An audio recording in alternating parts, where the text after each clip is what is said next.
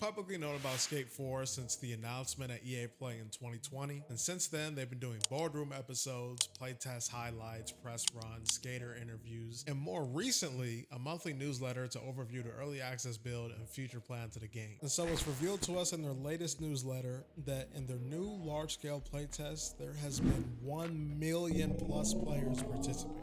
So the demand for a new skateboarding game, much more the new EA Skate, is obviously there, despite whatever the feedback online might suggest. And like any community for a multiplayer game that is either remotely popular in the mainstream or competitive, the people active in online spaces are engaged on a different level than the casual player base. You're not going to have each individual person who participated in that playtest going online, giving these monologues talking about, oh, well, this is what I liked about the game, this is what I didn't like about the game, and I love how the skins and the skateboard looks and the art style is this and the map is that. I love all the places you can go and the lines that you can do. It's not that the map is too big, but in certain places there is a lot of spots that you can find which are really great for doing certain lines. Yeah, only the most dedicated fans are going to be thinking that much about the experience, let alone go online and tell a bunch of random people about how they felt about that experience. Now, from what I've seen, the main two demographics fall between legacy players who span hundreds of hours across the trilogy, or Skate 3 fans who generally have pretty good things to say. So within the legacy players, identifying the discourse seems to be a bit odd, because seemingly the consensus falls under, this is not Skate 4, this isn't what we asked for, it's for posers, it looks like Sims 4, it looks like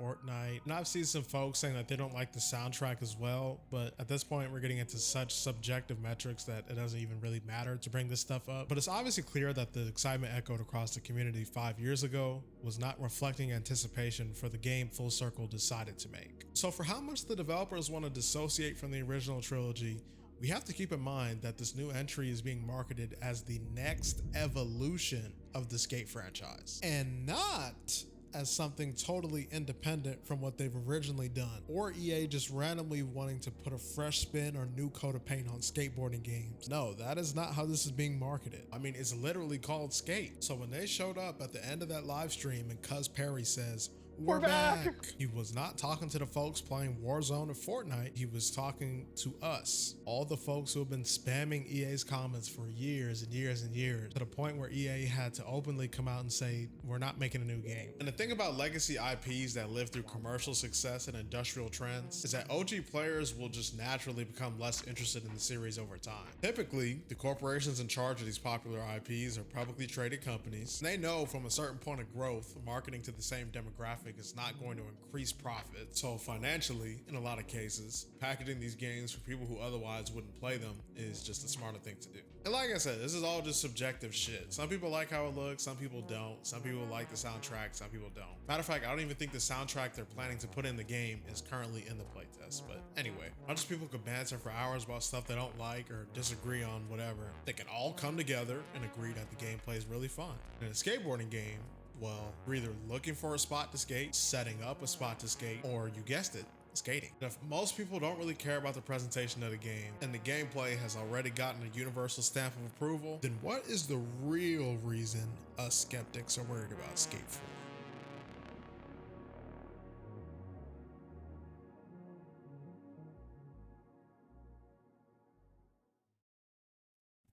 Hi, I'm Tony, the game director and co-founder here at Player First Games. We're here today to give you a first look at our new game, Multiversus. Look at Shaggy, bro. Ooh, let's go, Shaggy. Oh man, this is great. This is fantastic. I'm gonna go sign up on multiversus.com. The Super Saiyan Shaggy meme is goated. That's so sick. Oh my God, they did it. They did it. They did it. This game is amazing. Oh my God. Oh, slide cancel. Oh my goodness. Personalizing classes, guns, and gear in a fast-paced fight on this game. It's sad what's happened to this game. I never wanted it to fail. A lot of people were calling it the Call of Duty killer when nothing really is going to kill COD except COD itself. It just sucks what happened to XDefiant, man. It really does. And in 11 days' time, the servers are going to shut down forever, and we're never going to be able to play this game again.